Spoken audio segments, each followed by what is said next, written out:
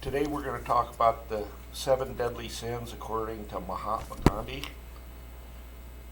Wealth without work, pleasure without conscience, knowledge without character, commerce without morality, science without humanity, worship without sacrifice, and politics without principle.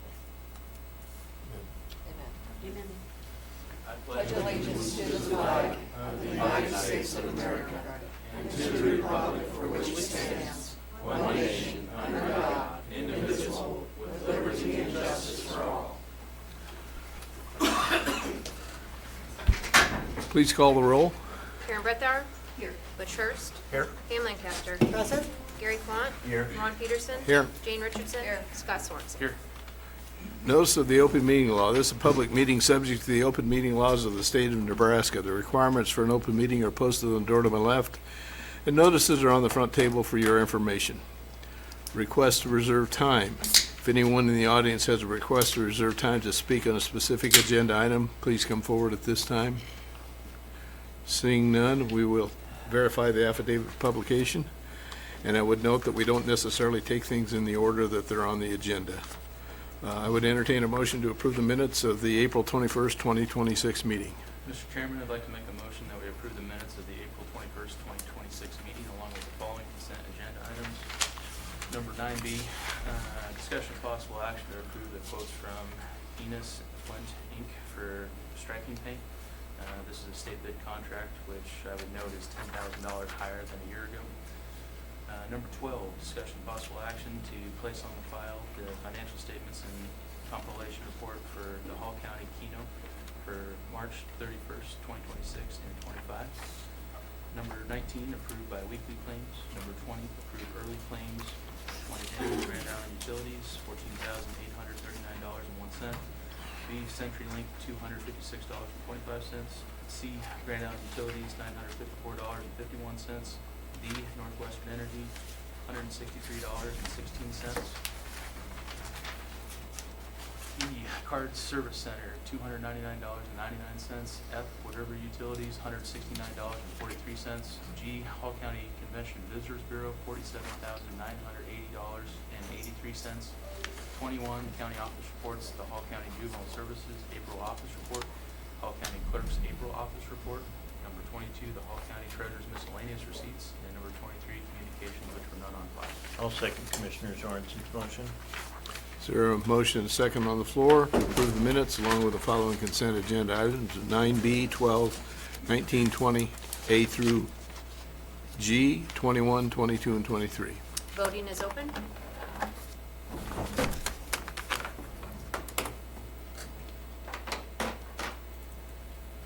All votes are cast. Motion carried, 7 yes votes. I'll move we go into Board of Equalization with a roll call vote. Second. Karen Brethauer. Yes. Butch Hurst. Yes. Pam Lancaster. Yes. Gary Quant. Yes. Ron Peterson. Yes. Jane Richardson. Yes. Scott Sorensen. Yes. Notice of the open meeting law. This is a public meeting subject to the open meeting laws of the state of Nebraska. Requirements for an open meeting are posted on the door to my left, and notices are on the front table for your information. We have verified the affidavit of publication. I would entertain a motion to approve the minutes of the April 21st, 2026 meeting of the Board of Equalization. I'll move we approve the minutes of the April 21st Hall County Board of Equalization meeting. Second. Voting is open.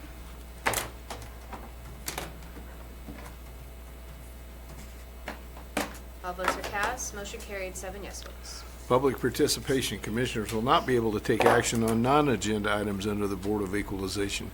Is there anyone in the audience that would like to address the Board of Equalization under public participation?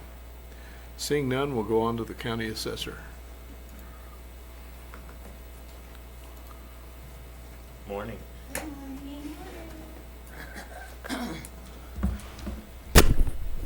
I would just like to ask for a motion for the chair to sign my corrections 919 through 927. I'll move we authorize the chair to sign text correction notices 919 to 927. Second. Voting is open. I have one question. Yes, ma'am. What does it say, Department revised the audit? Oh, the Department of Revenue.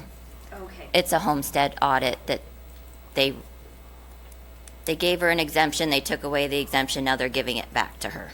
Okay, awesome. awesome. I just didn't know what that meant. Thank you for the clarification. There'll be a few more, just Okay. FYI. Okay. Okay, Voting is open. All votes are cast. Motion carried, 7 yes votes. We did find a vehicle. The sheriff found a vehicle. I don't know if you've had communications with them, but we gotta figure out on how we're gonna pay for it. But the sheriff did find another vehicle. Fantastic. Good. No, I did not know that, but yeah, just let us know. okay. Okay, thank Great. you. Okay. Treasurer. Morning, Lana. Good morning. I just have one exemption this morning. This is actually a new vehicle this time for Goodwill Industries of Greater Nebraska, located here in Grand Island. This is a 2024 Transit. They use this vehicle for hauling and collecting of donations that support their disabilities program. I've approved this exemption per Nebraska State Statute 77-202, and I'd like to ask the board for a motion to approve this exemption. How move we grant the exemption for Goodwill Industries for 2020 Ford Transit 250? I'll second it, but it was my understanding that they were closing their disability program. I have You don't not- have I have that not heard that. information? Uh-uh. Okay, all right, It well, I'll was in check the on it. news. I'm sorry? It was in the news. That's what I thought. So that's why I'm wondering, I mean, according to the application, it must fit all of the criteria. The news, however, has reported this. Is it worth tabling this for 2 weeks, or? Yeah, I Good can, board. I can definitely call and ask about it. Well, it just occurred to me, I mean, we can vote on it if y'all like, it's up to you, but there is that question since, like I said, it was I'll reported. withdraw my motion for clarification and put it on the agenda Sure. for 2 weeks. Thank you, I'll withdraw my second then, thank you. And I want to make it clear to the public and to anybody listening that this is not a question about Goodwill Industries. It's only a question about how the application was filled out and the fact that it was stated that it was for their disabilities program. Well, if it's still in existence, but they've just cut back some certain aspects, then we need to know that. Sure. But if they're cutting it out, then this vehicle would either be used for other purposes or would not be a legitimate use. Absolutely. So it's, I mean, to be perfectly clear, it is not that we have any issue with Goodwill Industries, just this particular application. Yep, I will find out about that. Okay. All right, thanks, Okay, Elena. thank you. All right, the other items on the Board of Equalization are closed sessions, and we will do those at the end of the meeting, so we will pause the Board of Equalization and go back into the Board of Commissioners. Public participation under the Board of Commissioners. We will not be able to take action on non-agenda items. Is there anybody in the audience that would like to address the Board of Commissioners under public participation? Seeing none, why don't we go on to number 16 real quickly? There was some discussion at the last meeting about whether we wanted to go with 1 flagpole or 3 flagpoles on the courthouse addition. We took it to our committee that meets every other Thursday, which is the Thursday after this meeting. And we talked about it. I did get some prices with it. In talking to our architect, it made sense for us to say, is the board in favor of this? Because there's no reason for us to have the architect do the work and calculations and drawings and then decide that we're not going to do it, because then we're just wasting money. I did ask Chief to give me kind of an idea what it was going to look at. We would be looking at, the original plan was to put a 40-foot pole with 3 flags on it. This would be a 40-foot pole with 1 flag, which would be the U.S. flag, and then 2 adjoining flagpoles 30-foot high for the state of Nebraska and for the POW. And they would be separate poles. They would all be lighted. And the lighting would be on top of the pole, not lights from the bottom that shine up, because that would cause problems for snow removal and mowing and damage potentially. We did talk a little bit about putting a light on the awning that is over the entrance to the courthouse, but the problem with that is it would shine right into the city hall. And one of the things that Steve from the architect said is you're starting to see a lot more of restrictions on lights because of they shine into windows and impact other people. Light, what they call light pollution. And so he would recommend that we would put them on top of the pole. So anyway, we're looking at probably an additional, maybe as low as 20,000, maybe as high as 30,000 to do it, to do the additional poles. I do think because the city has 3 poles on their building right across the street that it makes some sense for us to do that, and it also has a better look. So anyway, that's my thought. Jane? I personally don't think it makes any sense to do this. It's extra money. Dune, what's a flag cost? It varies in cost depending on its size, probably around What? $30. $20. We could buy a lot of flags. I never heard 20,000. In our email, Kyle Hughes said $30,000. The architect said it would take him 10 hours. I mean, Gary's sitting there with his 3 toilets in front of him with taxpayer dollars in mind. I say this is an extra that we do not need. Put 3 on 1 pole, we're good. One good pole. Any One other good pole. discussion? I think, Jane certainly has a point, and we have done, we have given this great consideration. I really appreciate, however, Ron, you're checking into this. Do I think that the 3 poles is more regal? I do. Do I think it would be more befitting of a courthouse? I do. But I also understand the money. And all along, we have been on a cost-saving issue. We've considered the cost savings. If this was not I'm sorry it costs this much, because personally, I would prefer the 3. But it's all about the money. I agree, and thank you for looking into it. Is there anybody want to make a motion? If not, we'll just decline to do it. Okay. Thank you. And that's why I brought it to the board, because I didn't want to Thank you, Ron. do it and not. I think we can go ahead and do, Can we do number 8? no, because I think we'll do that after the okay. closed session. Is there any reason, are the people from Hornaday here? I don't know, probably not yet, no. Okay. Well, why can't we do the weed board thing? That's at 10. It's a public hearing at 10 o'clock. Okay, I'm sorry. Let's see, that's right. Well, let's do facilities update. Noon? Morning. Morning.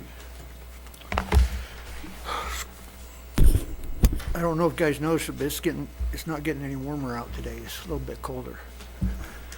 It's chilly. I'll try. About it. Well, I'm just going to basically update you on the courthouse project. Bless you.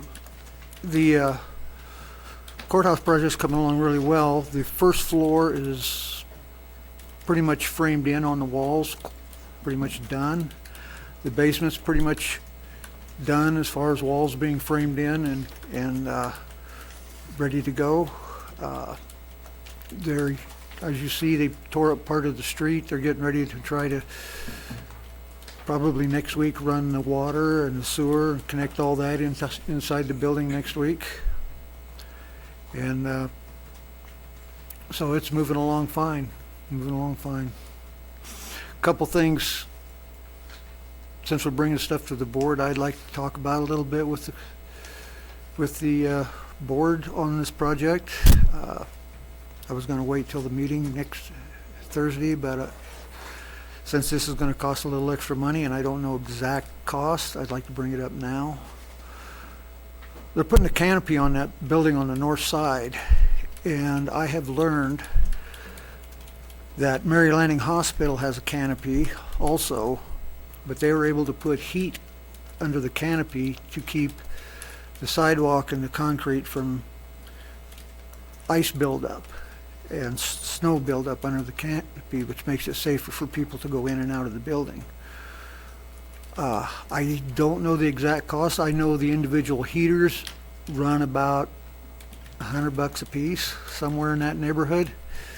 From looking at them, I've talked with the person that installed the ones down in Hastings, and they do work, even though they're outside. They do keep the concrete dry. You know, there's still, if it gets a bunch of snow in there and snow in there, you're still going to have to scoop it off, but it would prevent, it would melt, it does melt the ice. And clean. You're talking about the entrance on the the Entrance east side? on the east That's side. not really north, that's really east, isn't it? On the east, did I say north side? Well, Yeah. and my experience with the snowfalls around here is when the wind blows snow from the north, especially out of the northwest, snow is going to go right into that canopy. Sure. Right directly into that canopy around that building. And I want to explore that idea and see what it's going to cost to put it in, if that's okay with the board. Yeah, well, 'Cause we I- don't have an agenda item on it, so we can't vote on it. No, I understand that, but I will proceed with getting a cost to it so that we can make a decision on whether or not you guys want to do it. All As right. again, it would probably take architect drawing something up and whatever, so. And the park is open. I don't know if any of you guys get on Facebook, but there was a little diddly on Facebook about May Day. Jenna did that, by the way, and she does that from time to time, and it's just kind of cute, kind of funny. So if you get a chance, if it's still up there, take a look at it. You notice the flower pots on the front of the building when you came in. Jenna's going to be planting flowers on there on Thursday. We think by then the frost and everything should be gone, so I'm excited to see. You know, I don't know how many of you have made a trip out to the park to go through the greenhouse, but it is magnificent, for no bigger than it is. And Jenna and Dustin have done a great job out there, and if you get a chance, stop out there. They'll be glad to show you through everything out there. So with that, I'll open up for questions about anything. Okay, anybody? I have a thought. No, not about the agenda. So, thank you. You're welcome. Why don't we do I see Steve is here, we can do the Hornady thing, and then maybe do closed sessions Well, after that. I was just going to say, I can take care of the healthcare thing. I put this on the agenda. We don't have specific information to take into closed session anyway. I just want, so we can take care of all of it. So today would have been primarily a closed session, rather update, so to speak, with a few specifics, but I don't have all of the specifics. So we can put this off for 2 weeks and hoping that it has to do, just so that no one questions this, it has to do with somewhat with our pharmaceuticals and the fact that we are looking at changing some of the wording in the plan.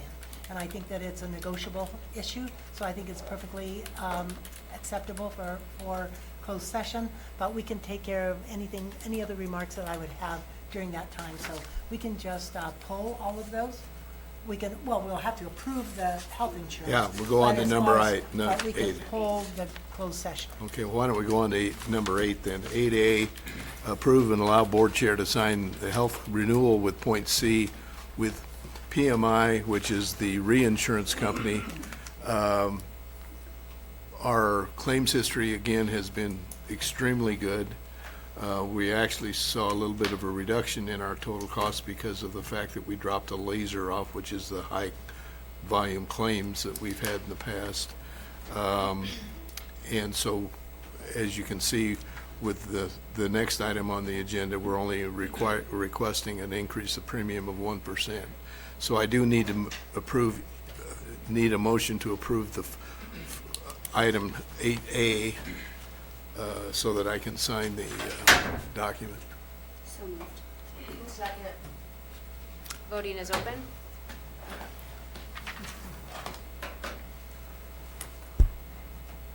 votes are cast, motion carried, 7 yes votes. Okay, and then the second item would be to approve the medical premium increase of 1%. And just for the general public and everything, our increases the last 3 years have gone 3%, 2%, 1%.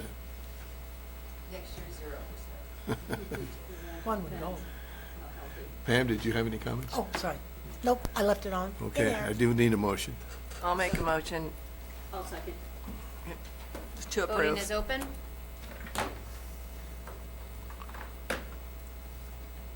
All votes are cast, motion carried, 7 yes votes. Okay, and then the third item is the dental insurance. There's no changes.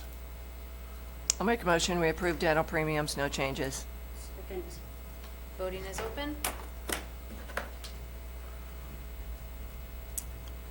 All votes are cast, motion carried, 7 yes votes. And the final, I'll make a motion, we approve life insurance premiums, no changes. Second. Voting is open. Take care of that. Jane and Karen, it's waiting on you. All votes are cast, motion carried, 7 yes votes. okay.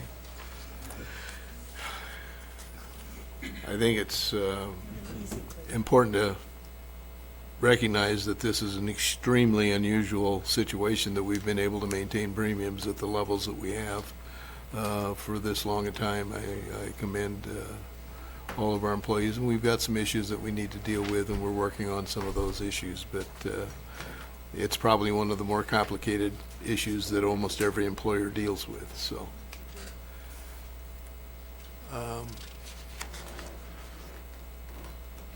Steve, are all your Steve, are your people all here? If they are, Is it all here? We got a couple more coming. okay, T-shirts. okay. You told us 9:30. Yeah, I know.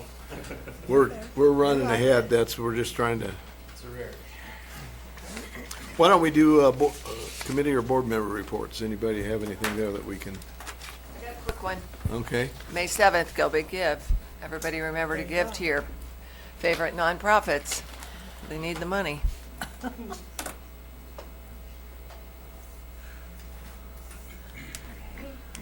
I had Stir Museum.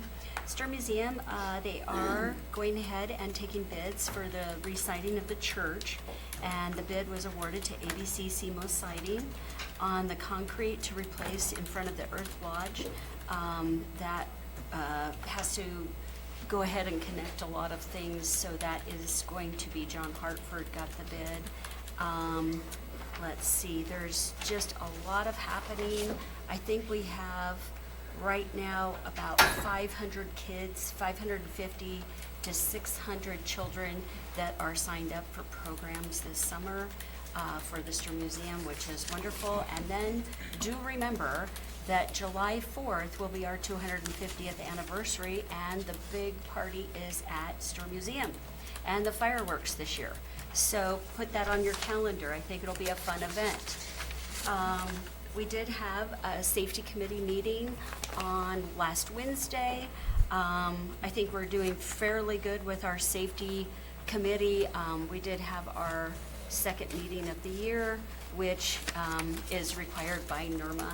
And I think we didn't have a lot of claims, but you know, sometimes things just happen and we have to fill out a report. I did have a College Park meeting. My College Park meeting, they talked about the graduation for the different schools will be coming up this weekend. I think senior highs is on Saturday at 9 o'clock at the event center. They will no longer be able to be in the Go Big Give categories. We are projected to be on track of losing another 150. We are on track to lose 154,000 this year. We did hire an engineer to look at the ground out at College Park. There's about 24 to 30 acres out there. There's over 5,000 square foot in an acre, and they're thinking that we will be able to generate about $10 per square foot. They're looking at maybe a gas station out there and different strip malls that might be conclusive to, what now? You're gonna give Yeah. $400,000 an acre? Well, that's what they say we can get. That's what the engineer said. Sounds awesome So, for somebody I mean, selling. I don't know, because it's 281 frontage. But anyway, that is what they're saying is going for around the Menards area is $10 to $13 a square foot for any of that land up there. And Starbucks for 1 acre was $550,000 at Starbucks on 281. So that's, we're just going off of recent sales. Won't be raising corn on that, will they? No. Okay, so that is my update. Scott, did you have something? Yeah, so we asked Don Rob not to be here today just for a simple update, just because we've got a lot of closed sessions to do and whatnot, didn't know where to be, but figured I'd just give a quick update on the roads department. We did approve the bid for the paint to be doing the striping on the roads. It's just crazy to think that costs have gone up almost 15% in the last year just on paint. Not knowing what's going to happen with things in the Middle East right now. Prices continue to go up. However, we did top off our fuel tanks early last week before the last big hike. So thankfully we got in under that, but that's probably only enough to get us through for the next month to 6 weeks. So we'll see what happens afterwards. We did talk with the city of Grand Island. We're going to be looking at chip sealing a couple miles of road on Shimmer west of 281 and on Blaine Street north of Highway 34. Be kind of a co-op project with the city. They are finishing a few regrading projects kind of on the western side of the ordnance plant. Those seem to be going well. Might have noticed we caught an inch of rain and we found out all the soft spots. So we're spreading gravel and trying to get those taken care of. And then with the rain, we're also trying to get some ditch projects finished up, one of them being near the village or city of Wood River to help with their drainage plan for getting everything around them. So all things considered, we got about 3 crews out staying really busy. They're getting things done. And if anybody has any roads that need some attention or ditches that they see, be sure to call the highway department. Okay, we did have a senior citizens board meeting last week. We're still looking for board members. Karen did refer somebody to talk to Dana. I don't know whether anything transpired with that. I'll check on it. But again, we're looking for some new board members there. It's really not a major obligation. We meet for about an hour once a month. It's more a matter of having an interest in what goes on down at the Grand Generation Center on that board. So. If there's no other reports, we'll ask Mr. Hornaday and his group to come up and make their presentation. The group are not going to come up. I'm going to come up and say, these guys, this is Neil Davies and his marketing team, and they put this program together. There's a thing in management about lead, follow, get out of the way. I took the latter. I got out of the way. This is all on Neil. He can introduce his crew, his team, and what they did and why they did it. Okay. Well, Thank thanks you, so much Steve. for having us here today. I'm Neil Davies, Marketing Director at Hornady. This is the rest of our crew. Jason Hornady's here as well. Obviously, everybody's aware of the immense disaster that took place all over the rural communities of Nebraska, particularly in the Sandhills. And so we have a lot of affinity for a lot of the folks that live out there. We got family, we got friends that live and make their living, and we all recreate out there. So we set about to try to do something to provide some relief for these folks. We did a deep dive into organizations that we could support, and the Nebraska Cattlemen's Association Disaster Relief Fund is what we chose to assist. So we're doing a big fundraiser with t-shirts that we're selling.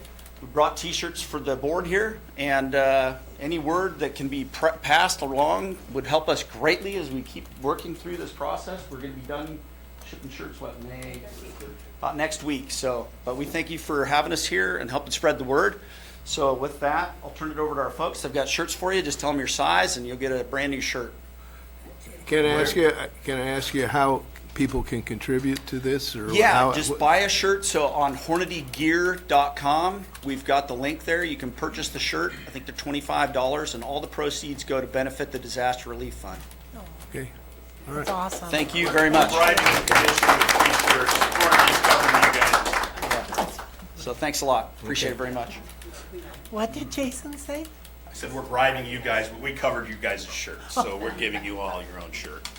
So. Medium. Medium. Extra large? Have any double X? Thank you very much. Double or triple X? I'm a small. I'll do a medium. That's fine, thank you. Oh, you got a smaller, that's got smaller. Small one over there in the corner. Very, very nice, thank you. Thank you. And they're so soft. Thanks very much, Ray. Thank you very much. Neil, Yes, ma'am. can you Oh, well, thank you very much. There you go. Thank you. I got her. Thank you very I much. need a double X. Double X, coming up. 2X. Get right on.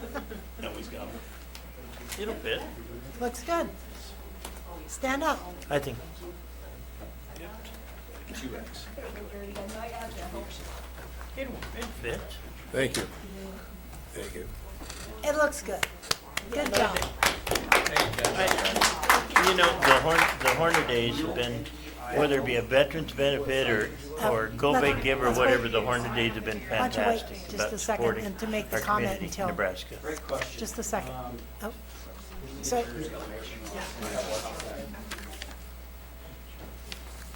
so Gary had a comment. He's modeling the T-shirt. So Gary, if you want to make your comment, go ahead. The Hornet, Gentlemen, Steve and his company and Jason, their companies have supported so many benefits and whatever, for whether it be veterans or Go Big Give or whatever for the community. And I think it's fantastic that the Hornadies want to do something for the cattlemen and the ranchers in Nebraska. I agree. Thank you very, very much. And thank you, Gary.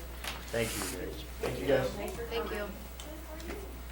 Okay, I think probably what we can do is handle, there's nothing else on the agenda, is go into the closed session to handle a couple of those before the public hearing. I agree.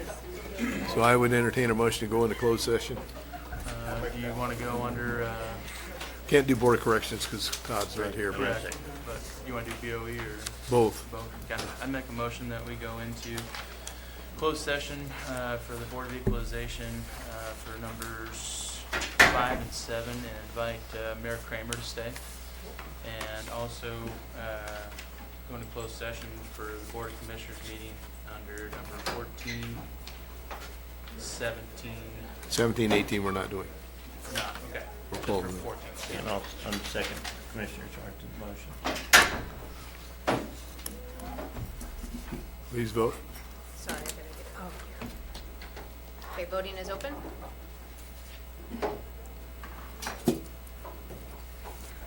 All votes are cast, motion carried, 7 yes votes.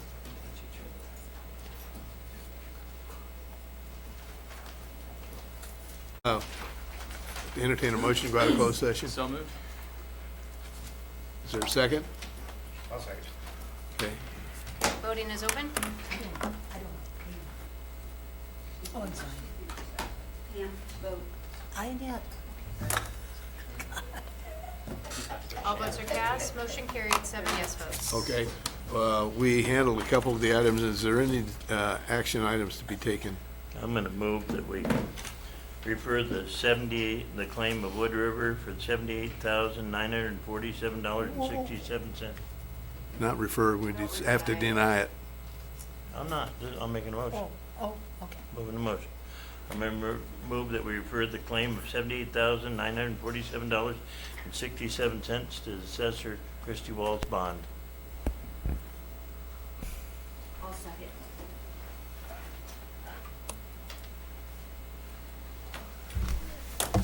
I do not believe we have the legal authority to make that motion. I would suggest the board not consider that motion. I cannot tell you whether we have the legal authority to do that. I suspect we do not. So I suggest the board not consider that motion or vote against that motion. I'm Okay. going on record as saying that. So are you saying that it would only be the The entity affected would need to file. the entity affected by the loss of revenue that could do such a thing? Is that what you're saying? Basically, In other words, the city of Wood River. I think the I'll city just of say it. Wood River is the only entity that could try to attached to their- that bond or recoup from that bond. I do not believe the county has any authority to shift that claim, Burden? which has been, the claim's been made for Sorry, 78,000. I do not believe that we can, the Hall County Board has the authority to move that claim from Hall County generally to the assessor's bond. I think that that is a claim that has to be made by Wood River against that bond if that's what they choose to do, in response to the fact that the board is contemplating other motions with respect to that claim. Okay, and if such a thing ever took place, the only role we would have would be to, the board would have no role. Not to I gotta be accept- careful because no other motions are on the floor right now. Gotcha. With respect to this motion, Okay. I do not believe that this is something the county board has the authority to do. So I know the motion's been made, you can't, and it's been seconded, so you're discussing now, but I would encourage the board to vote against this motion because I do not believe the county board has the authority to pass this motion. Or post. This Or particular withdraw it. motion, or have the motion withdrawn, should that be Mr. Quant's decision. But can I ask a question? Sure. When we have a tort claim that comes to Hall County, we refer that to NERMA, correct? You do, but I provided enough information that tells the board that my guidance to this board is going to be to deny Wood River's claim and then let the county is taking additional actions to look into what can and cannot be done. And Wood River would then have to, if we deny that claim, decide what it wants to do next. I do not believe the board has the authority to shift that burden instead of denying the claim, to take that claim and put it into somebody else's lap. I don't believe the board has that authority. So that's all I'm saying is I just don't think we have the authority to do that. And I'd like some continued time to work through this issue. You gonna withdraw? I guess my comment in all of that, since we're still in discussion, is the fact that this has never happened before, that I'm aware of. And I've been on this board for some time. So, given that, and the fact that our county attorney has spent the time and energy that he has to research it and has agreed to go further and bring us as much legal advice as he can under the circumstances, I won't be, not because I don't believe that the bond could at some time be available. I'm just saying because I don't think that legally we can use this process to obtain it in behalf of Wood River. I don't know if that made any sense, but these That's are all actually, you're agreeing with what I'm suggesting. yes, it's all uncharted water. That's the problem. I don't know why we would make a motion that would go against the advice of our county attorney personally, but let's go ahead and vote, please. Well, are we going to vote or? Well, he won't withdraw it. Karen won't withdraw her second, so. Voting is open.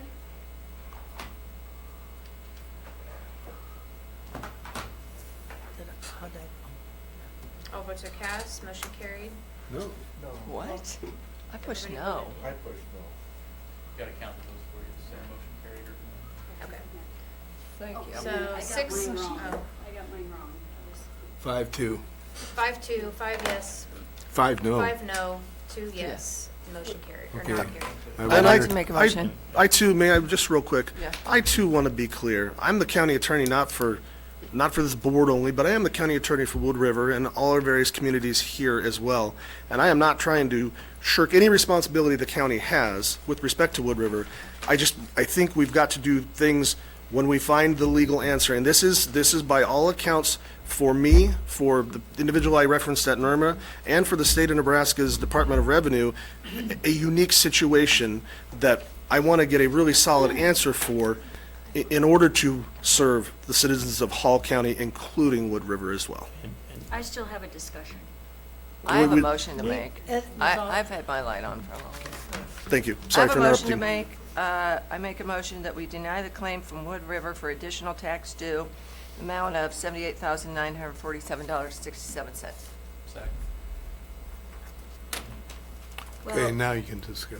the thing that I don't understand is you sent us a lot of case laws, and I read through those, and none of them ever pertain to a situation like this. Correct. And so my question is where do we come up with the legal answer if all the case laws that you sent us from the state of Nebraska has never had this situation ever happen? What I will tell you is I'm trying to figure out if there is an answer out there by people who deal with this in their everyday. I'm primarily a criminal prosecutor. When we lost Sarah, that role has not been filled because our office hasn't been full, and I haven't been able to spend the time getting the nuance of this side of things. So I'm seeking guidance from others. I sought guidance from NERMA, who wrote the memo that you were referencing that I sent to board members. But I'm also working with people at the state of Nebraska Department of Revenue to see if there is an answer out there.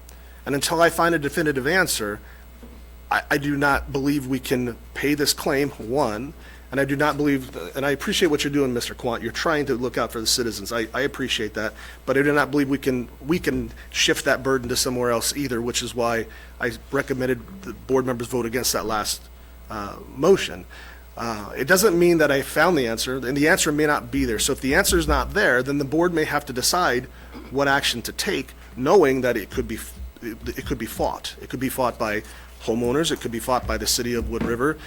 If there is no true answer that is on point, if there's not a law, rule, regulation, or case law, like a Supreme Court case that has decided this, then we may have to decide what action we're going to take, and it may get litigated down the road. Before I have the county board expose itself to potential litigation down the road, I want to see if there's an answer out there.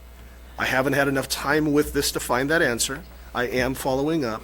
And if there's not an answer, then I'll come back before the board and I will tell you there's not an answer. Here are your choices how to proceed. I'm not ready to give the board that advice at this moment in time. So I think the only thing that we can do right now is to reject the claim from Wood River. And it is my suggestion to the board, now that the motion and second is on the table, to reject the claim from Wood River. But again, this is not the county board returning their back on Wood River. This is not the right avenue at this moment in time, and we are seeking an answer for all parties involved. So what you're telling me is that out of all 93 counties in Nebraska, they have never had litigation where an assessor has not charged correctly on properties in a village. I'm telling you, the people that have looked at this that have way more experience than me in this matter have not found this situation in Nebraska. So at this moment in time, the people upon which I'm relying have not been able to point me to any other case, any other situation where this has occurred. I'm happy to find, if you can find something, or if anybody has something in a different county, that would be informative, and I would welcome that information. I just don't have the information to bear at this point in time that tells me something else is out there that has answered this question. And these are people, the person we referenced at NERMA is somebody very experienced in this particular field. The individual I've talked with at the Nebraska Department of Revenue is very experienced in this field. Now, we have not circled back to this. I've got an email prepared to send her, to nudge her to say, hey, just checking in on this. But right now, the people who I'm relying on to help me with this answer have not discovered anything. And this is not my field, so if you ask me about a motion to suppress, I could tell you whether I think it's going to win or not based on the facts of the case. This is not my expertise, so I can't just off the cuff tell you the answer. Okay, thank you. Okay, So, Gary, do you have anything? just one quick question is, why are we going to take any action at all today? Couldn't we just put this off for another 2 weeks until you have more information instead of, pitting us against kind of one another, so to speak? Because why don't we just wait until you have more information for us? I'm not trying to pit anybody against anybody else. No, I know you're not, but I'm just saying. I kinda what's think happening. you don't have to take action today if you don't want to take action. That's what I'm thinking. But I think the city of Wood River may need to want to know whether this claim is going to be paid by Hall County. The information that I have received makes it clear to me that we have not collected taxes, so Hall County is not the entity.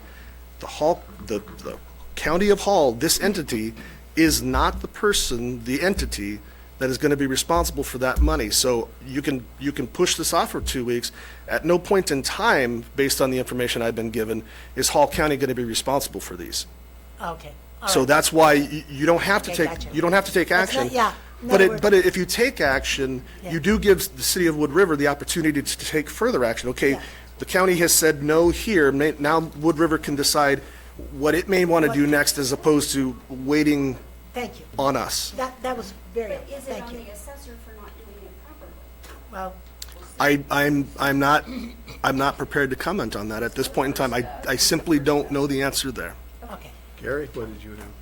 that makes sense. Marty, I do respect your opinion as the county attorney, but, you know, I've been around as long as what Pam has been, and this mess, what it's doing to Wood River is, I've never seen anything this screwed up in my life. And I just, you know, every one of us as elected official has a bond, and people have the right to go after it, and I just thought going after the bond would be the cleanest way to fix this mess. I don't know if it is or is not. I can tell you now that if the board decides to vote and deny the claim before it, which is Ms. Richardson's motion, if the board denies the claim, Wood River, the city of Wood River now has some decisions to make. And maybe it does decide to go after the bond. Maybe it does decide to give me some more time to figure out if there is an answer out there that would be something short of that. But denying this claim does give Wood River the ability to know, okay, now we may have to take next steps. And that would be, that I'm encouraging you to, now that I've talked through this, for those that know me, I'm looking at Burley. For those that know me, I react, right? And then I talk my way through it. I think the board should deny this claim at this point in time because this county is simply, in my opinion, and in the opinion of people who have advised me, who know way more about this, doesn't seem to be the entity who's going to be responsible at the end of all of this. And it gives Wood River the ability to take next steps if it decides to do so. Okay, we have Thank you, motion second on the floor. Voting is open.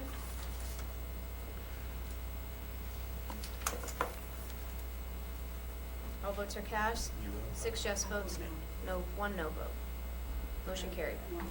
Mayor Kramer, the ball's in your court, All right, and I apologize. all right, we need a motion to go into public hearing. Make a motion, we go into public hearing for the discussion on the weed board. Second? Voting is open. Oh.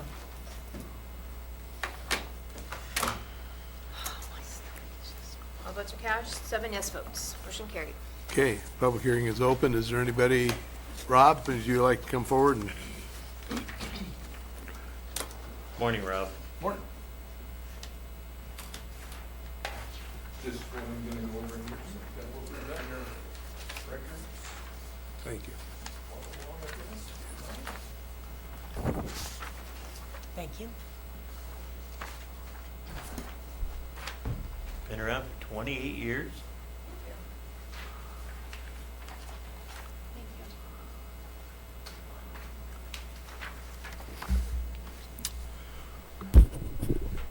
So I'm just going to give you a little bit of background here. So good morning, everyone. Rob Schultz, Hall County Weed Superintendent. I've been around here for almost 28 years. I'm just going to give you a little bit of history about the Nebraska Weed Control Association, the Nebraska Department of Agriculture, the Hall County Weed Control Office, and how weed boards kind of came into effect years ago. The Nebraska Weed Control Association, or the NWCA, has been active in its organization since June 30th, 1959. At that time, the NWCA was organized, and there were only weed districts in the state at that time. These districts were originally organized in those counties that desired to have a weed control district. Here in Hall County, as far as I can find, we did have a weed district board in the 1940s. Roy Huffrichter was the manager at that time. Arthur Stopcutty was the president of the Hall County Noxious Weed District. After considerable hard work, the NWCA was formed into an organization to work towards a definite goal. The intent was to work towards a law that would make weed control compulsory in every county in the state, as well as to promote the profession and professionalism of the weed superintendent. In late 1965, the weed law as we know now was voted into being by the legislature and become active on January 1, 1966. Hall County officially started the Weed Board and Noxious Weed Fund in 1966. Bob Humiston Sr. was the superintendent at that time, and he continued until 1986. Bob Schwarzkopf then took over as superintendent and was a huge asset in keeping the Nebraska Department of Agriculture with a noxious weed program in 1989. Over the years, a number of changes and amendments have been made to the Noxious Weed Control Act. In 1959, those who helped organize the NWCA realized they needed the help of a state organization to back their needs and desires when a state weed law was to be presented. This is where the Nebraska Department of Agriculture, or the NDA, came into picture. The association between the NWCA and NDA was very strong, and still is today. The common goal of the association is to advance the interest in agriculture through the improvement of weed control programs, provide uniformity in services and charges, ensure proper chemical usage, and product quality and control. One of NWCA's original prime functions was to employ a legal counsel to represent it before any session of the legislature that may act on proposed laws concerning weed control measures within the state. It would also formulate and voice the approval or disapproval of proposed laws whenever the need arose. Today, the NWCA has its own legislative committee that keeps watch on legislature and represents the association on issues concerning the weed law, which we have some of those things going on about every year, so we are involved with the legislature about every year. And in that, we also work very closely with NACO and their employees there on our legislative issues. And in the past number of years, one of NACO's priority bills has been the riparian vegetation management funding for the state of Nebraska. The Hall County Weed Control has been a mentor to many weed control offices across the state of Nebraska over the past half century in many areas. The Weed Board, spraying, product knowledge, and facilities. Hall County has always been in the forefront of spraying and providing a niche service that no one else was able to offer. There have been various species on the noxious weed list here in the state of Nebraska since the turn of the century. The noxious weed list has changed many times since the early 1900s and will possibly change again in the future with the addition of another noxious weed. Currently, there are 12 noxious weeds in the state, and noxious and invasive species have always been a concern to landowners here in the county. Hall County Weed Control Authority Board has assisted with many things over the past 60 years, and they're the extra eyes and ears out in the county. As the Hall County Weed Superintendent, I will strive to keep the legacy of the Hall County Weed Control and the reputation that all the weed superintendents before me have built up. Thank you. You do a great job, Rob. Thank you. Is there anybody else in the audience that would like to address the board? Morning. Morning, guys. Ladies and gentlemen. Thank you.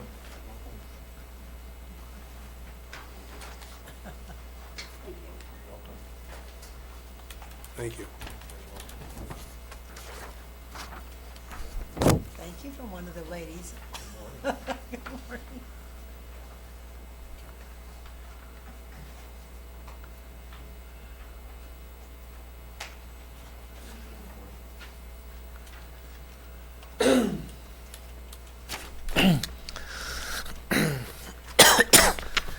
Good morning. My name is Chad Gideon, and I'm on the Hall County Weed Board Authority Board and a landowner south of the Wood River I-80 exit. I'm here to express my support for maintaining the Hall County Weed Board Authority Board.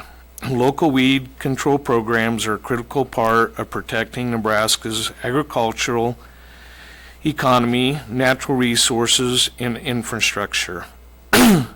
Noxious and invasive weeds such as musk thistle, leafy spurge, and Phragmites do not recognize property lines and political boundaries. Without coordinated, locally driven management, these species can quickly spread, reducing forage production, degrading wildlife habitat, increasing flood potential, and increasing costs for landowners and taxpayers.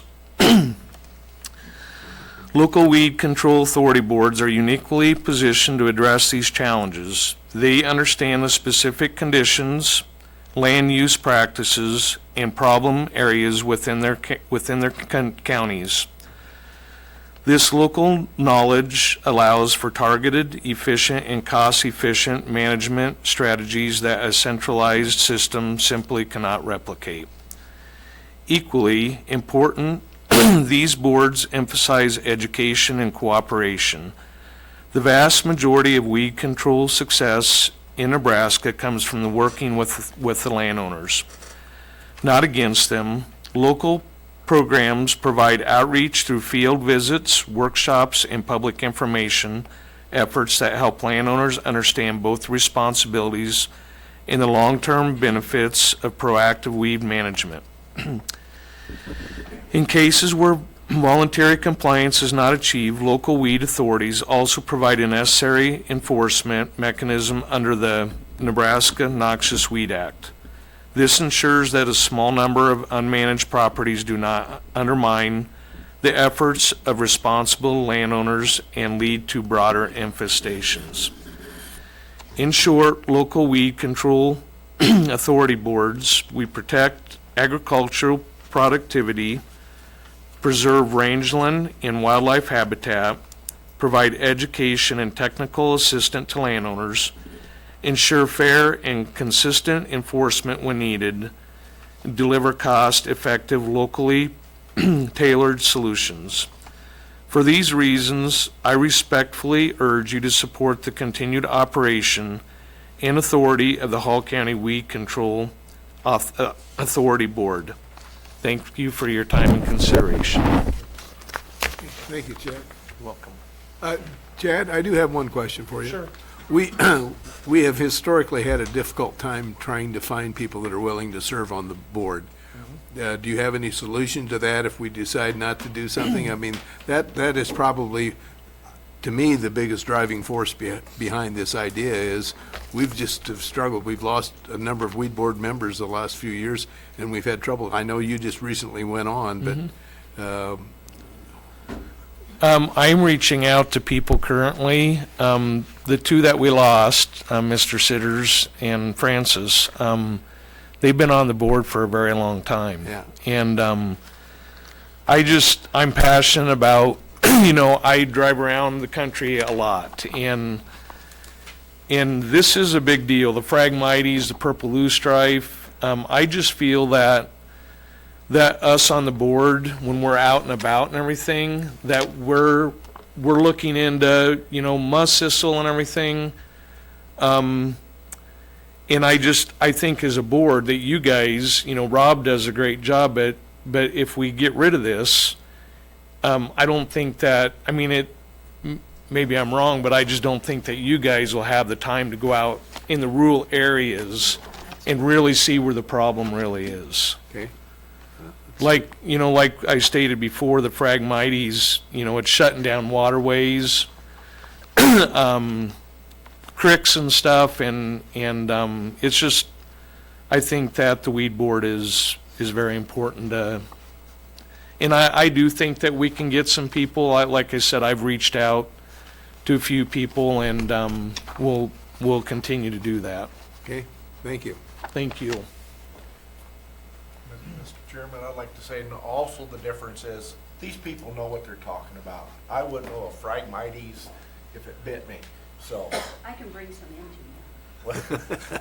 I don't need any. That isn't the point. That isn't the point. Okay. Anybody else like to address the public hearing? If not, I would entertain a motion to close the public hearing. I'll move we close the public hearing. Second? Voting is open.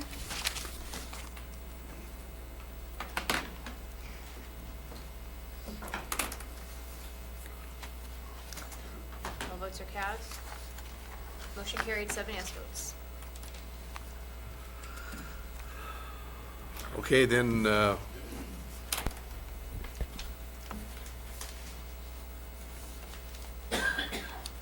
item number 6 or 7, does anybody want to make a motion? I'll make a motion that we continue the, okay.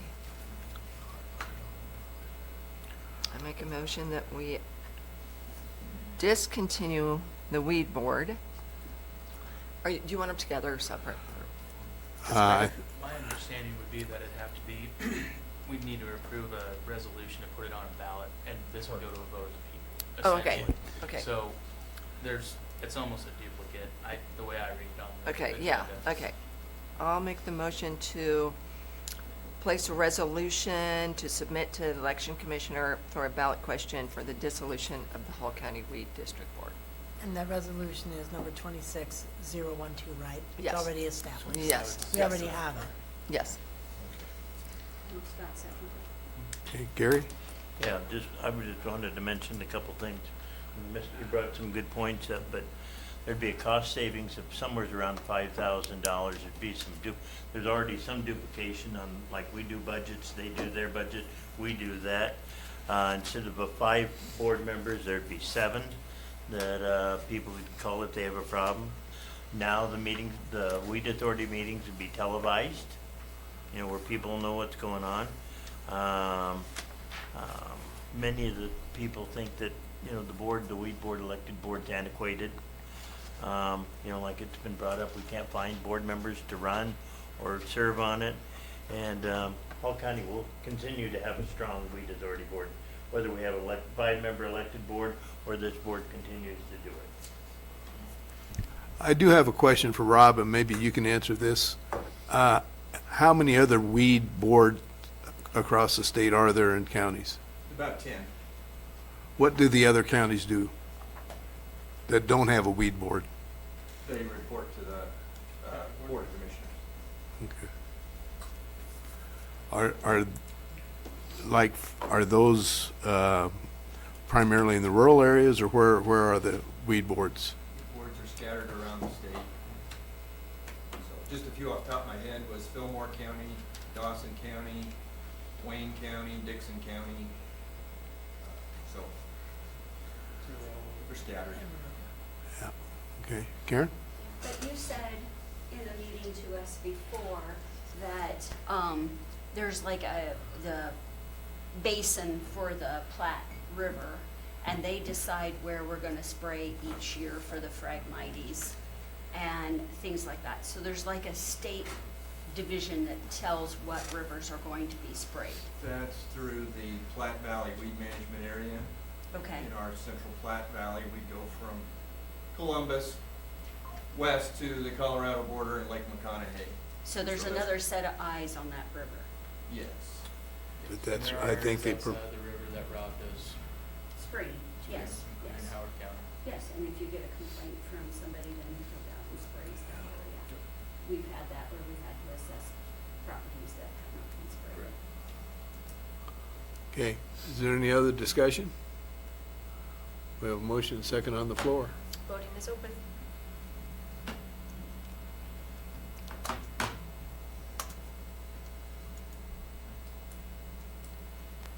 All votes are cast. 6 yes votes, no one no, and motion is carried. Okay, I would entertain a motion to go into the Board of Corrections. I'm moving on the Board of Corrections, will the roll call vote? Second?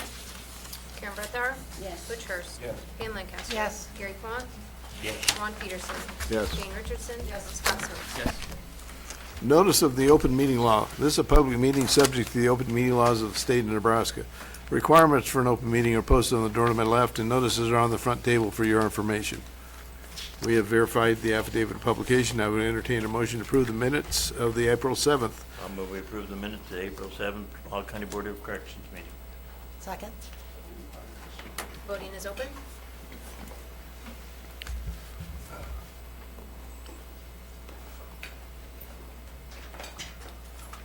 Sorry. All votes are cast. 7 yes votes. Okay, public participation. Commissioners will not be able to take action on non-agenda items. Is there anybody in the audience that would like to address the Board of Corrections under public participation? Seeing none, we'll go on to the Correction Director's report. Okay. Good morning. So our counts are down quite a bit. Total right now at 200. 13 of those are probation, sanctions, that sort of stuff. One is being held pending bond for a probation revocation. 71 U.S. Marshals right now, 5 immigration, which is, those numbers are down quite a bit. I do know that they've got a handful of U.S. Marshals coming, holds tomorrow, and the word is immigration is going to be bumping their numbers up, so that those numbers can be coming back. But we reached out to U.S. Marshals about the numbers being down and see what we could do, and they basically responded that there's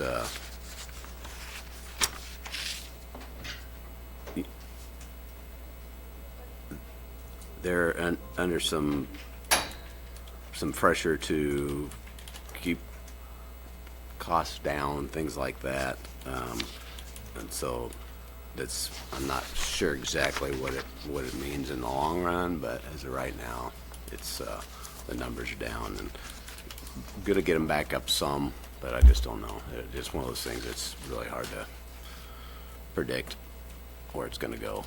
So it's kind of concerning at this point, but I'm hoping that it bounces back at least somewhat, so we can maintain that revenue.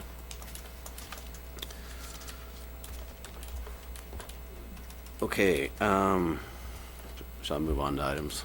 Yeah. Okay, so the two contracts with Cartel, and I put them separately just because they're two separate contracts. I don't know if that was necessary or not, but I've got, just let me address these together, because they really do go together. If we choose one without the other, it's kind of messes things up. We'll have to start over with this stuff. But I went back to them after I talked to you at the last meeting about this, and we did some adjustment to this, and what they came up with was, okay, the first one for the voice and the audio and video applications, that's the stuff that's regulated by the federal government, limited how much they can charge, how much we can get, that sort of thing. The second one is that content and security applications. That's the stuff that we charge for that's not, well, some of it's charged for, some of it's provide free, but it's not regulated. So what they did with this was, they understood our concerns about maintaining revenue where it's at least, and what they proposed was to have a licensing agreement. So in other words, what they looked at, the revenue we'd been getting was averaged over the last few months. I'm not sure how far back they went. It's 16,500, a little bit under 16,500. So what they're doing is guaranteeing we'll get that every month. So if we don't get that in revenue, based on what's bringing in, they'll just give us that. That's what they're going to pay us for. There's a licensing fee. If that revenue's above that, we will get higher of the two. So I think that's pretty fair.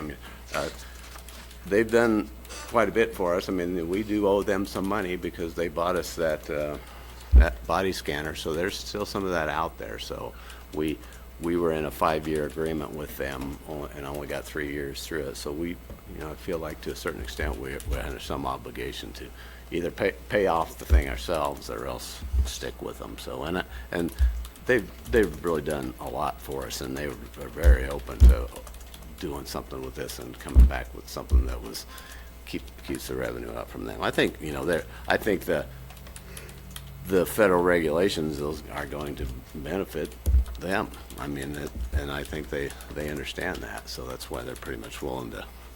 The revenue from the other stuff is going to come pretty much back to us. So. Gary? We talked about this, and this is the first time we've ever get a dollar amount out of you on what we're getting out of this. But is there any way of getting a profit and loss statement out of them where they're bringing in, we'll say they get $100. They bring in, there's $100 spent in the jail, and what percent we get? They gotta know how many dollars they take in a month. Yeah. We ought to be able Yeah. to find out how much, Yeah. how much they're taking in a month and find out if, $16,000, if it's 1% of what they're taking in, I'd like to know what percent we're getting. Well, yeah, That shouldn't be that hard to come up with that. Yeah. Yeah, And but you then understand, you understand, Gary, what he's telling you. On the first part, that rates are regulated by the federal government, so we have no control about trying to get a bigger piece of that pie. Yeah. I understand that, but they know X number of dollars is coming in. Mm-hmm. And we gotta know how much they're paying us. I'd like to know what percent that is of the total dollars coming You in. can That look should at be the pretty easy to guidelines. come up with. You can look at the federal guidelines. Well, I know what the inmates pay per megabyte. They're paid that 30 cents per megabyte. Okay, and as of right now, what's coming out of the audio and video is basically going to Encartel. I mean, that's theirs. The rest, I mean, of the 30 cents per megabyte that an inmate pays, they give us 28 cents of that, and they keep 2 cents of it. And the only reason they're keeping that 2 cents at this point is because we still owe them $59,000. I know that now. How that comes down to it, I mean, they pay us revenue that over the last since 2023, so the last 3+ years, we've been running pretty close at that 16,500 over the last year since 2025, because our numbers have been down, our population's been down. We've went somewhere between about 11,000 commission coming in to, on the high end, we hit one at 18,000, it looks like, so. That's monthly? That's monthly that we get for that. So, I mean, I understand, but we're still skating around. I wanna know how much they're making a month. What they're taking in. They're a business. They gotta know how much they're taking in. They gotta know how much they're paying out. I wanna know how much they're making a month and how much we're getting a month. And it should be pretty easy to come up with those numbers. I mean, you're wanting to know all of their How much- how all much- of their overhead and all that sort of stuff to find I out wanna know how exactly much what the prisoners are spending a month. That's And a then good I wanna person. know how much we're getting. Yeah. I mean, that's certainly not what they're making. I mean, their overhead's coming out But I of that wanna as know how well. much our so. prisoners are spending a month. Well, I can certainly get that. I mean, that probably could do the math based on what I have in front of me, so, all right, I'll find out. But no business is gonna tell you their profit and loss, I doubt. Exactly. I don't understand. I but really, Pam- Gary, I understand what you're saying. I'm saying from a business side. But if all you wanna know is what they're paying, what the inmates are paying, Right. and what we're receiving back, then That should be simple. We're paying And- and electricity, it's what we're it is. paying for the employees to hand out the computers or whatever. We got a little bit of expense into it too. It'll give you some idea when we Yeah. find out what they're spending a Yep. month. Okay. So could you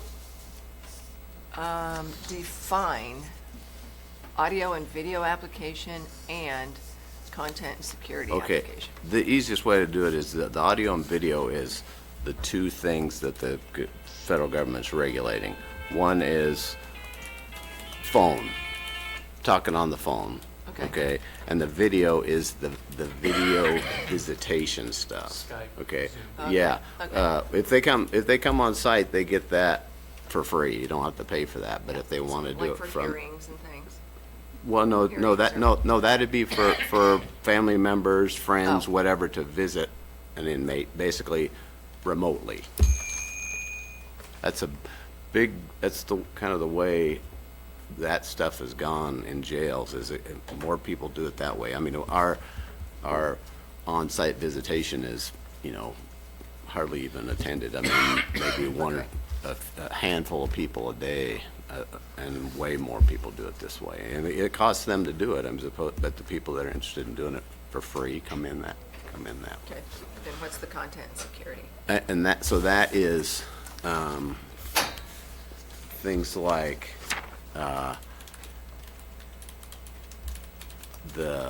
what we do. I mean, basically what we're doing, making money off of right now is that messaging stuff. You know, that's the only thing we're charging for at this point.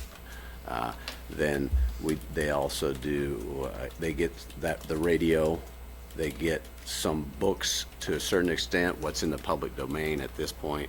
There's a possibility they're looking at a way for them to be able to purchase books. They haven't got that figured out yet, but that would be something. Like I said last time, our mental health had been putting out some word like crosswords and Sudoku type stuff. They don't use those terms because those are copyrighted, but those kind of things. We have a few of those games that we decided to do that way because there was all this paper going to the inmates, and then we do it on paper. So there's So that. is this adding anything different, like movies, like we No, talked about? no, Okay, this no. is just keeping all the same. Right. Keep exactly. Yeah, we're not adding to thing. And you know, I think I mentioned last time we might want to look at ways of increasing that revenue, but we have not done it. And to be honest with you, there are some things that N-Cartel has explained to me as some ways that we could do some revenue. Some of this stuff's like these games that they're doing, some of the radio, that kind of thing, that the books, that access they get. We can do some things where we only give them an hour or 2 hours free a day, and then that they would pay beyond that sort of thing. So there's some things we can do that maybe we can bump up the revenue without adding any real content. So I'm contemplating some of that sort of thing. So. Scott? So Todd, after reading the contract, the only thing I didn't notice or remember, was there a date associated with the contract? Well, it's basically 1 year it's 2 years. 2 years. And it goes. They're running it from January of this year or so. Just that's what that January 2 years would be where it would. And then also, if I understood the contracts correct, if we don't approve these contracts, we're going to be on the hook for roughly $58,000 to pay for the rest of that body scanner. Yeah. If we don't do the content. Miss out on $198,000 of potential revenue that's guaranteed if we keep our population at 200 a day. Correct. Okay. Correct. If that's the case, then I would be happy to make a motion that we approve to sign the audio and video application service agreement with N-Cartel and authorize the board chair to sign. I'll second. Any further discussion? Please vote. Voting is open. All votes are cast. Motion carried. 6 yes votes, 1 no. And then I'd also be open to making a motion to approve the content security application agreement with N-Cartel and authorize the board chair to sign. Second. I pressed the wrong button on that, please. Sorry about that. On the So you last meant one. to say yes I on thought that? yes, I Okay. thought I had yes.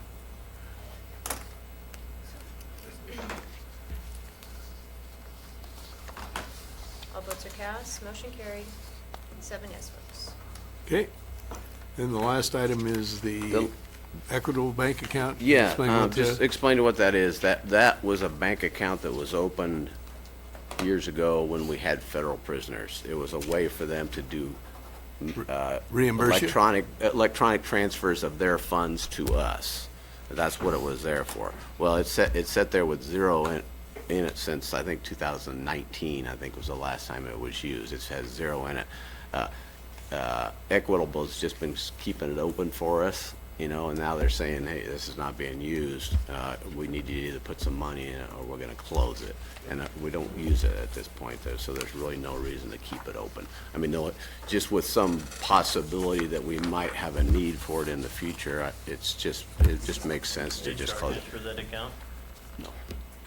No, but they will close, they will automatically close it if we don't do it, it, yeah. so we'll And- That being said, I'd make a motion that we close the account at Equitable Bank, account number 163063573.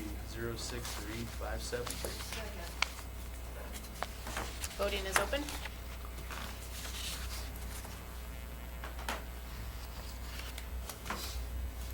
All votes are cast, 7 yes votes. Okay, and I guess my last one is that closed session, and it's. Yeah, we'll be going into closed session here just shortly. Okay, and it'll be quick. It won't Thank take you, very Doug. long at all. You bet.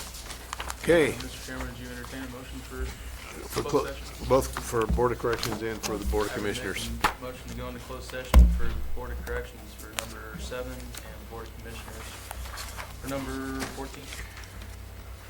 Yes. Second. Voting is open.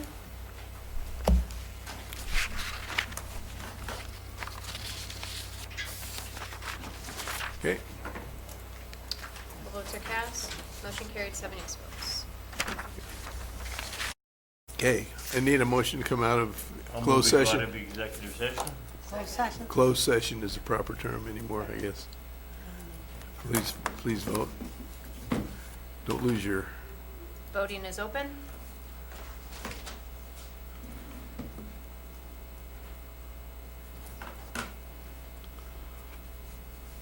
okay, All votes are cast. Motion carried, 7 yes votes. okay, coming out of closed session, we've not discussed any subject other than the purpose of the closed session. No votes were taken, no action was taken.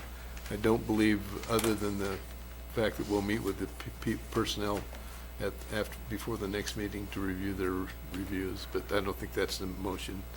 I think we will adjourn the Board of Corrections and the Board of Commissioners, and I would entertain a motion to go into the special budget meeting. I'll move we go into the special budget meeting.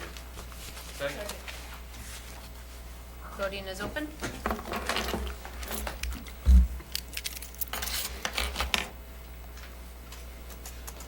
All votes are cast. Motion carried, 7 yes votes. This is kind of a repeated budget meeting.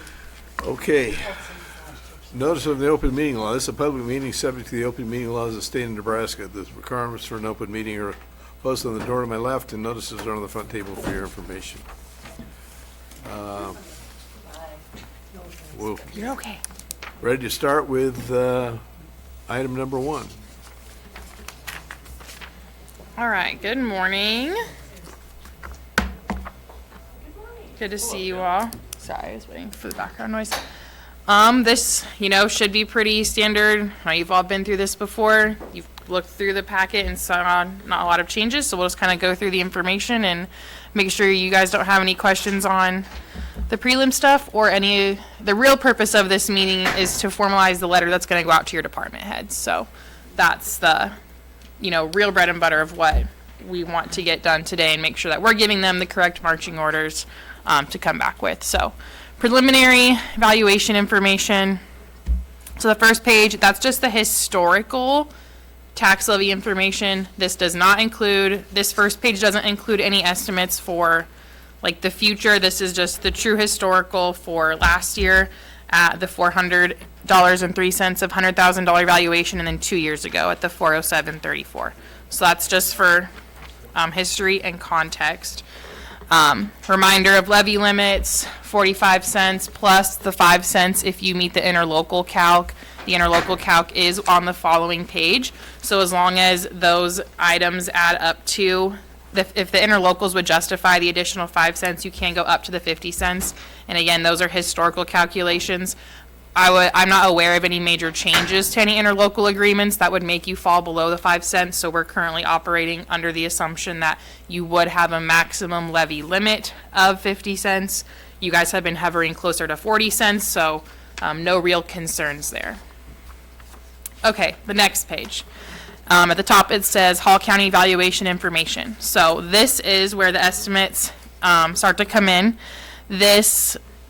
I'll say this estimate has become less critical to you over the last several years because you aren't close to any of your levy limits, and 2, because you've really been limited by other calculations that we're not going to go over in detail today. But right now you can see those 4 columns on the right are all actual information, and then that very first column, that is the 2026 estimate. Again, this valuation estimate that we use for the budget, we can't get the final number until August 20th, and it doesn't affect your tax asking or anything like that. It's only going to affect the levy calcs that we're performing, which you're nowhere near the levy limit. So at first, Christie's initial estimate is a 5.83% increase. Me and Kim talked about it before this meeting. We can adjust this if you want, but we're recommending just using 8.4 billion for the valuation estimate. That'd be about a 3.7% increase. Again, any changes in actual isn't going to affect the tax asking. It's just going to affect how the levy calculation ends up coming out. So Is that inflation rate, that 5.26, the slice rate that we're calculating? that is the slice rate published by the state auditor. So it is the 5.26. As a reminder, you'll get growth on top of that. The last 2 years that growth calc has been in effect, you've been in the high ones, like slightly under 2. So like I've done some preliminary estimate calcs using a 1.5% growth in hopes to be conservative. Christie has not given and didn't ever give last year any estimate of a growth number. So I don't have any like concrete information to give on growth. I just knowing that you've been in like the 1.8-ish range the last 2 years. I've done some preliminary calcs using 1.5, hoping to be conservative if anyone has questions, but yeah, no, that 5.26, that is the official inflation rate and has been published by the state auditor. So that one is set at least. What happened at the legislature this year with the capping of valuations? Did anything go on that? I saw that at one time, and then I don't know if it ever passed. I'm not aware that any change happened with that. We do have a budget update coming up. I don't know if any of you are attending that webinar, but I'm not aware that any change happened with the budget process related to that. Okay, so once we have that estimate, we go into kind of the different components of the letter, with the first one being discussion and possible action for the wage increase. Again, the audit committee is recommending the same as last year, 3% COLA and steps, just given kind of with the context of what's happened in union negotiations over the last several years and the inflation increase. It was recommended that 3% plus steps is still a reasonable increase. The 25-20, I'm glad Kim had put both years of information in here, and I do think it's worth pointing out that you'll see there is a sizable jump from the 25-26 estimates up to the 26-27 estimates. Large cause of that is, when you have increases that greatly exceeded, 3% last year, that number is going to keep climbing up. Like I said, I did do some preliminary calculations, and just that estimate alone, just so you're aware, you're going to likely be over your public hearing. That's the 2% plus growth calc. You'll be over that, right? Just with that, assuming everything else stagnant, you would be over, and it does eat up a large chunk of the inflation increase as well. When you do 3% plus steps and you have 5%, it is a big chunk of that. Salaries always has been and always will be, to my knowledge, the biggest cost you guys are going to have to deal with. So it makes sense that it's a big part of this budget. I just think it's a big enough number that if we were going to discuss anything in depth today, it would be this. But 3% plus COLA, 3% COLA plus steps is the recommendation, and you guys will need to vote on that. Mm-hmm. I'll make a motion, we do 3% COLA plus steps. I'll second. Voting is open.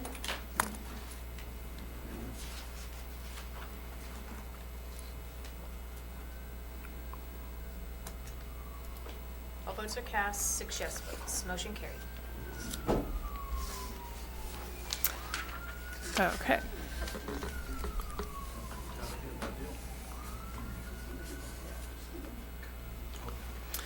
Okay, next is the health insurance information. I know that you guys just went over that information in the meeting that preceded this, so the information sheet is here in front of you. We're actually projecting cost savings to the county, small cost savings, so that, is good. A lot of good things have come from health insurance in the past several years of just that you guys have been able to build a large reserve that has given you, more fair renewal costs. I know you just went over all of that in detail at the last meeting, so I won't beat that one up, but I believe, do need a motion to approve the dollar amounts as listed in the letter. And if you want, I can read those into the record too, or however you want to proceed. I think we can include this as a package, can't we? I'd make a motion to accept the information provided. Second. Place on file. Voting is open.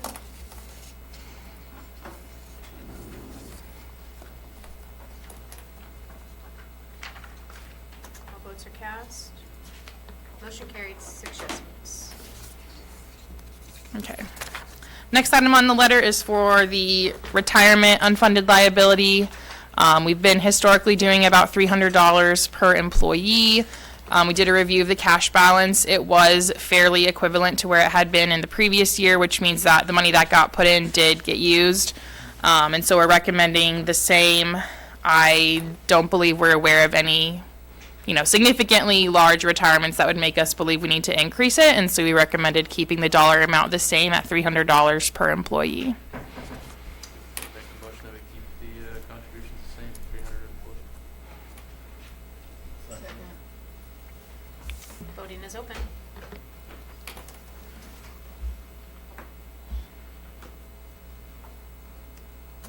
All votes are cast. Motion carried, 6 yes votes. And then similarly, the unemployment, that cash balance did go down a little bit when we were looking at it, but we only contribute a very small dollar amount per employee, the $5 per employee.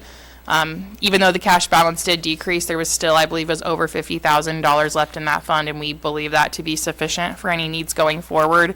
We continue to recommend the $5 just to keep the department heads in the practice of budgeting for those expenses, and so we are continuing to recommend the $5 per employee budget item. I'd make a motion that we continue $5 per employee for unemployment.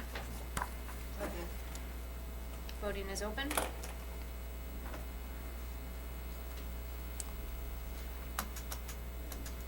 All votes are cast, 6 yes votes. Motion carried. I'm going to go back to number 4 because there wasn't a page for it, so I missed it. In the letter, we have a paragraph that directs the department heads as to an appropriate increase in operating expenses. So you've just approved all of their personnel expense increases. And we have historically requested a 0% increase in operation expenses, and they can make a case-by-case argument for any exceptions to that, but we're recommending to continue the 0% operating expense increase as a baseline. Make a motion that we continue a 0% increase for operating expenses. Voting is open. All votes are cast. Motion carried, 6 yes votes. The next page is the letter itself, and so we have just gone over basically all of the items that you just approved are in this letter as is, because no changes were made. The letter also includes some details just to the department head about the information that is provided to them, how they're to handle any compensation, paid time off type leave, that they have to submit their equipment acquisition budgets, other information similar to that. And then the dates that they need to return the information back to Kim by, and then we just need to approve this letter. I don't believe, has anyone ever, I know the next letter we've had some issues with in the past, but I've never heard any issues with this letter and the department heads having questions or understanding. I feel like that's the only thing we would need to think about, but I've never heard anything. I'd make a motion to approve the budget letter to the department heads and send them out. Voting is open.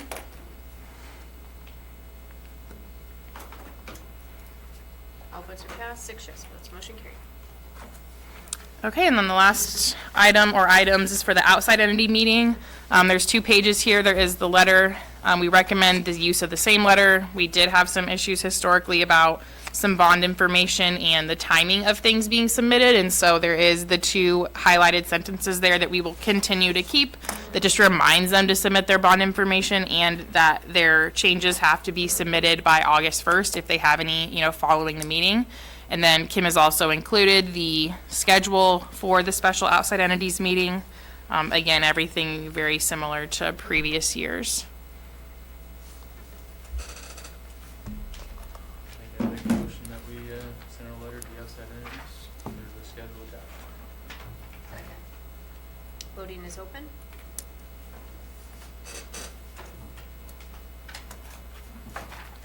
All votes are cast. Motion carried, 6 yes votes.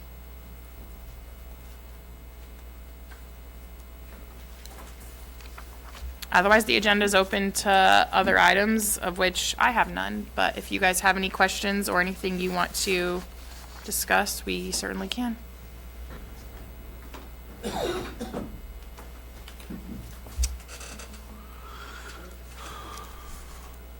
Seeing none.